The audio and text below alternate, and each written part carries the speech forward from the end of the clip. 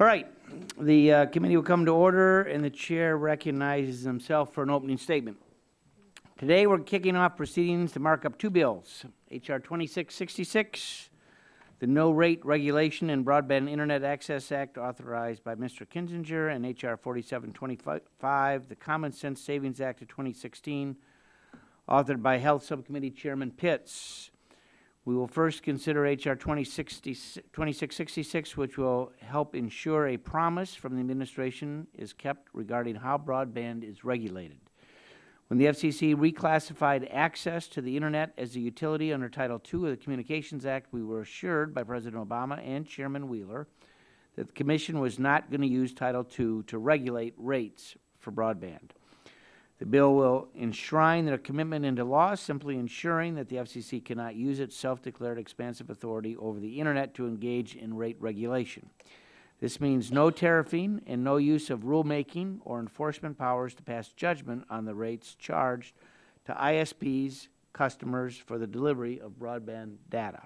At the subcommittee level, we heard some concerns over the way the bill would impact the FCC's authority over truth in lending, universal service, and fraud. I understand that Chairman Walden plans to offer an amendment to address these concerns. Unfortunately, in our negotiations, we were asked to accept modifications that would still allow the FCC to regulate at its discretion. These changes would be inconsistent with the President's statement, with Chairman Wheeler's statements, and ultimately create an exception that would swallow that rule. This should not be a controversial bill. President Obama has said that there shouldn't be rate regulation of broadband. Chairman Wheeler has said the same to multiple committees of both the House and the Senate. This bill ensures that these promises are kept by future commissions. It's a good bill that deserves our support. We'll also consider H.R. 4725, the Common Sense Savings Act of 2016. We are on an unsustainable fiscal path, and it will be future generations in Michigan and across the country that will pay the price if we do not get our fiscal house in order. This effort to save $30 billion over the next decade is a responsible step in the right direction. Among the common sense reforms included is ending Medicaid for lottery winners. An idea for this reform came from events in Michigan where the state was forced to continue to provide taxpayer-funded Medicaid benefits to a multi-million-dollar lottery winner. This fix will help ensure states across the country will be able to concentrate their limited and precious resources on the most vulnerable. We also seek to eliminate enhanced Medicaid payments for prisoners. Under the President's health care law, Medicaid currently pays a larger share of health care expenses for prisoner populations compared to many disabled children and pregnant moms. This provision levels the playing field and reduces Medicaid reimbursement rates paid to states for services for those who are incarcerated. Bill also reforms the illogical changes made to the S-chip under the President's health law, which upset the federal-state balance by increasing federal financial responsibility. This reform would help ensure that S-chip remains a true partnership between the federal government and states by returning matching rates to normal levels. CBO has said that this reform would stretch federal dollars to helping to ensure that these vital dollars are available to provide coverage to children in the future. Common sense reforms like moving million-dollar jackpot winners off the taxpayer's dime deserve our support. Reforms that also strengthen Medicaid and the S-chip program so they can better serve the most vulnerable who rely on their critical services. With that, I would recognize the gentleman from New Jersey, the ranking member, my good friend, for 5 minutes for an opening statement. Thank you, Mr. Chairman. Today we're considering two unnecessary and I believe dangerous bills: the No Rate Regulation of Broadband Internet Access Act and the so-called Common Sense Savings Act. Let me first say, regarding the so-called Common Sense Savings Act, we made a budget deal already. A deal is a deal. Putting everyone through a meaningless exercise because the Republican Party is in disarray and unable to govern is simply a waste of time, especially considering the incredibly pressing issues before this committee. And it's worth mentioning that nothing in this bill is common sense or saving anything. It doesn't pull any costs out of the system or bend the cost curve. Instead, the legislation merely shifts costs onto states, thus leaving a gaping budget hole for financing care for our most vulnerable populations. We're talking about forcing states to cut access to benefits and health coverage for low-income children, the frail elderly, and the severely physically or intellectually disabled.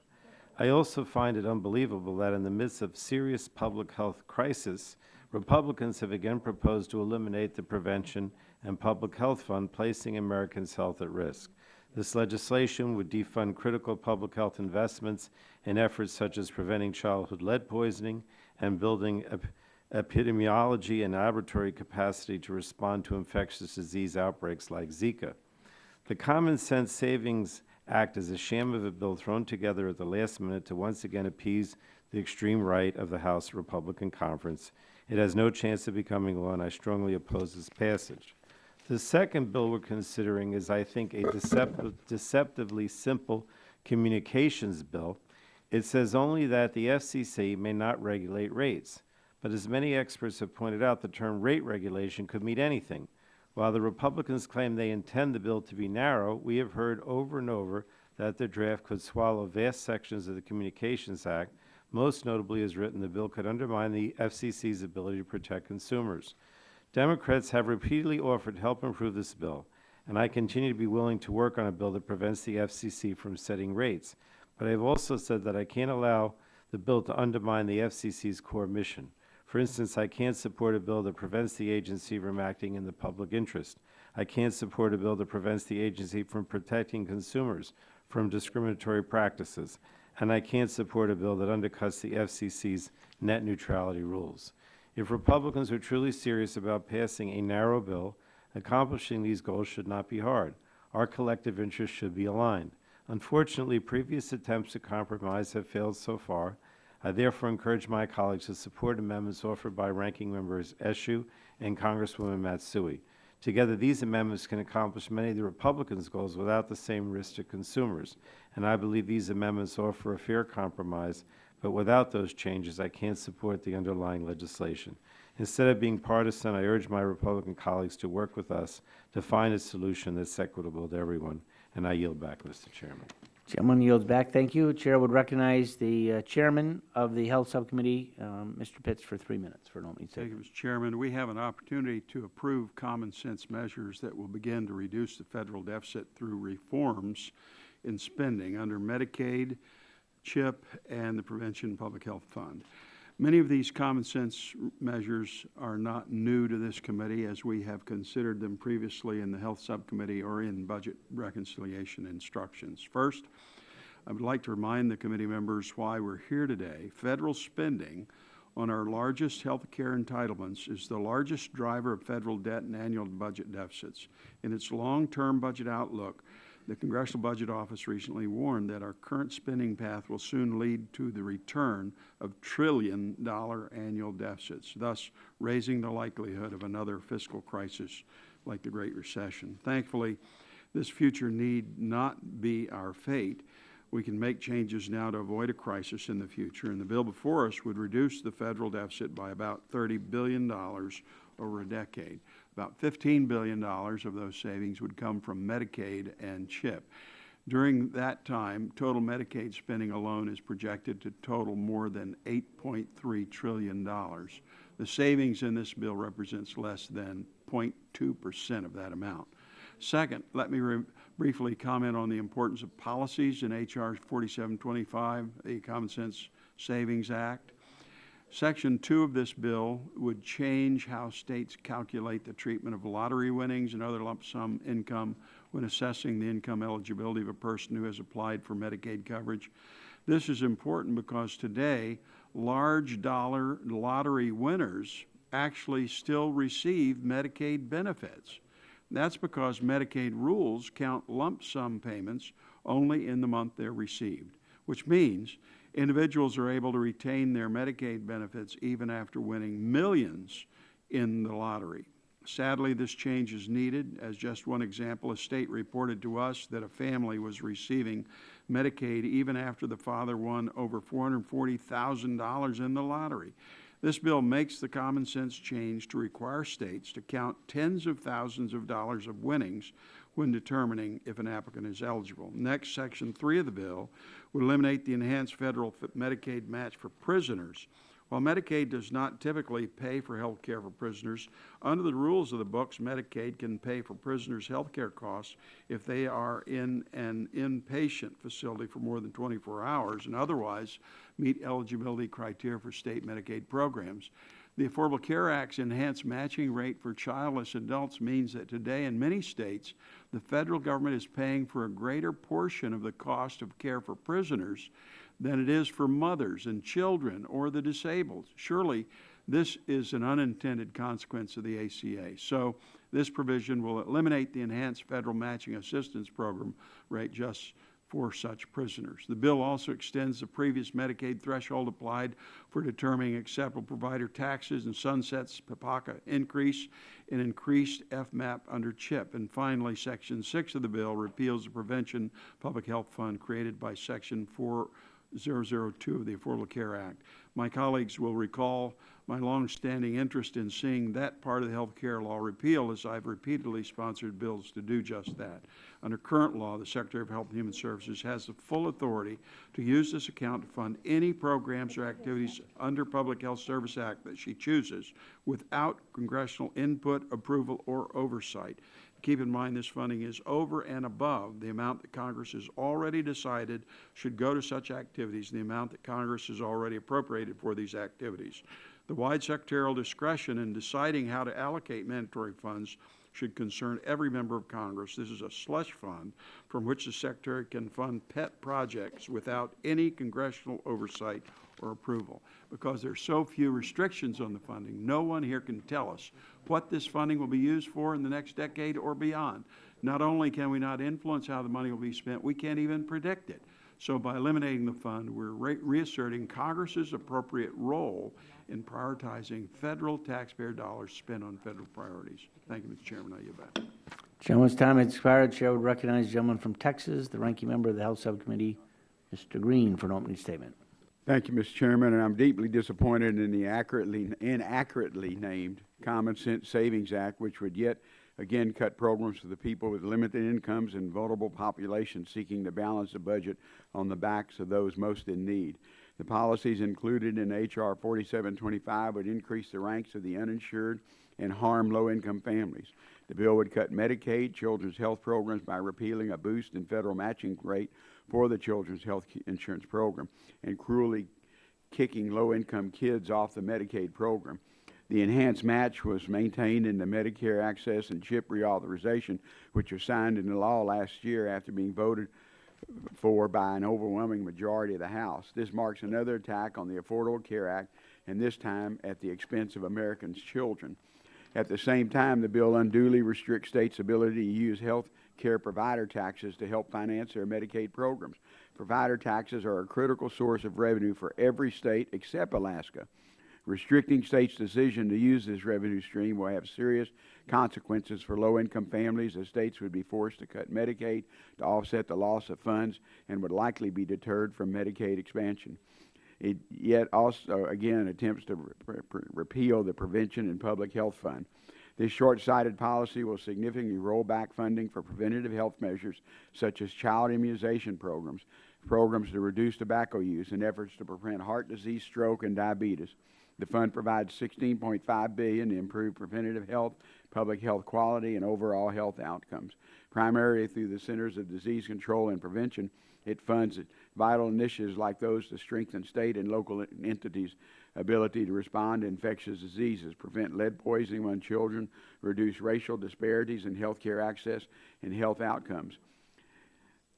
H.R. 4725 is a transparent effort to generate support for a fiscal year 2017 budget resolution on the House floor and is not worthy of our great committee.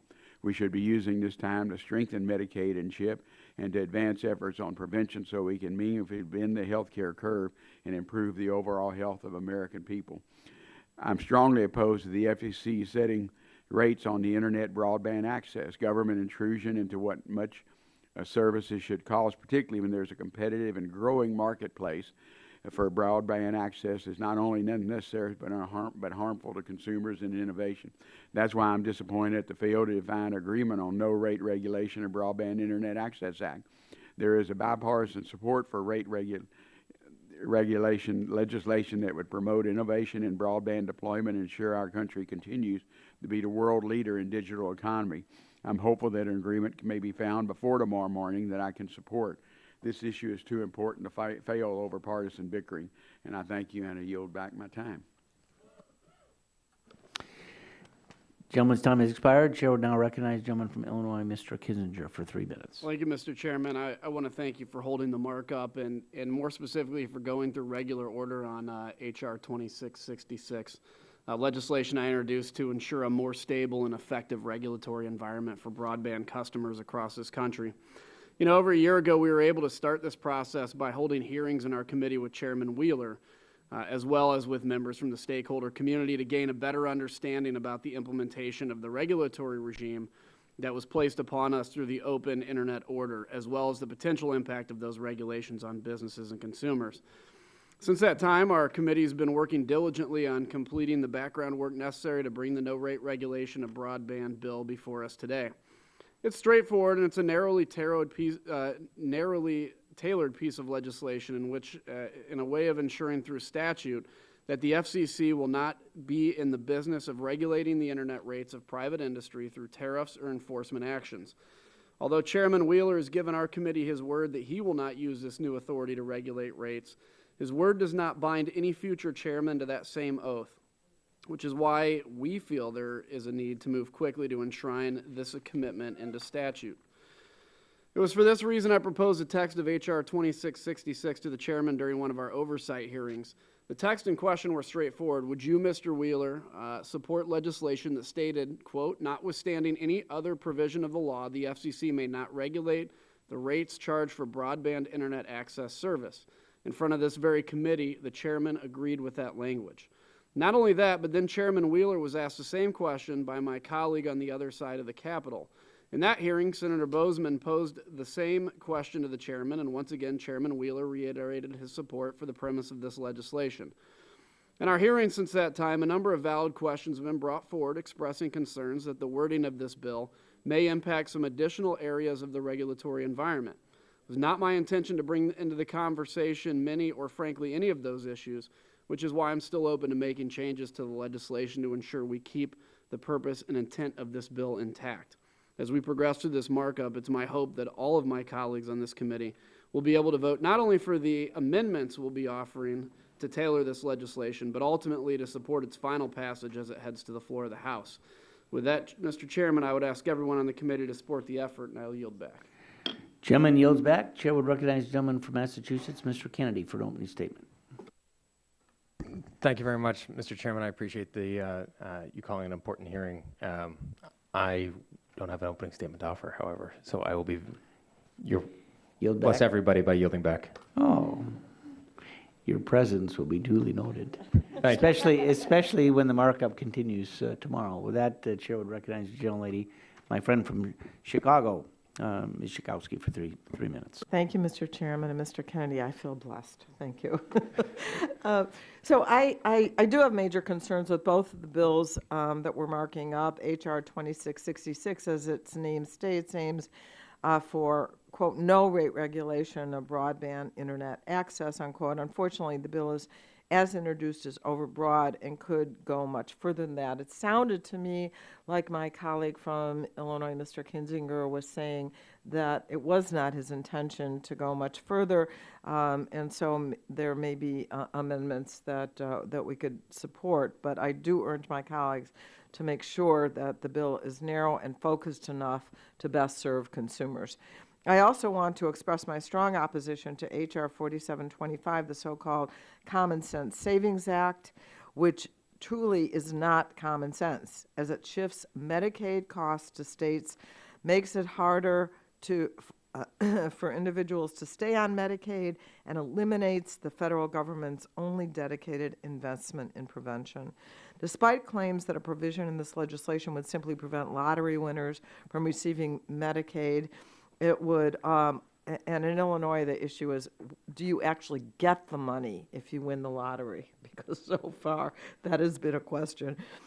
It would actually remove many deserving children because Medicaid eligibility is determined by household income.